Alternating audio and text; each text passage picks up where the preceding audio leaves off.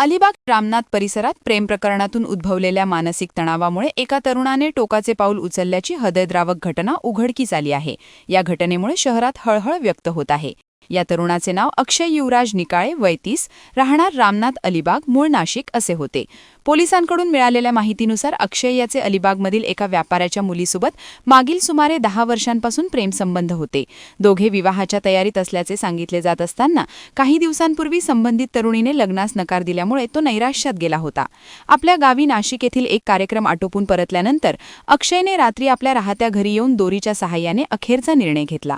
या घटनेची माहिती मिळताच पोलिसांनी घटनास्थळी धाव घेतली. दरम्यान अक्षयच्या पार्थिवाजवळ त्या तरुणीचा फोटो आढळल्याची चर्चा परिसरात सुरू असून या घटनेमुळे नागरिकांमध्ये खळबळ उडाली आहे. प्रेमभंगाचा मानसिक आघात सहन न झाल्याने युवकाने थेट टोकाचा निर्णय घेतल्याने कुटुंब, मित्रपरिवारावर दुःखाचा डोंगर कोसळला आहे.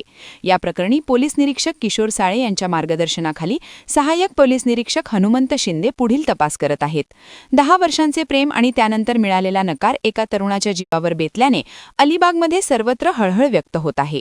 वादळवारा लाईव्हसाठी अमोल कुमार जैन, अलिबाग. नवी मुंबई व रायगड जिल्ह्यातील ताज्या बातम्या आणि घडामोडींसाठी सबस्क्राईब करा वादळवारा लाईव्ह चॅनल आणि दाबा बेल आयकॉन.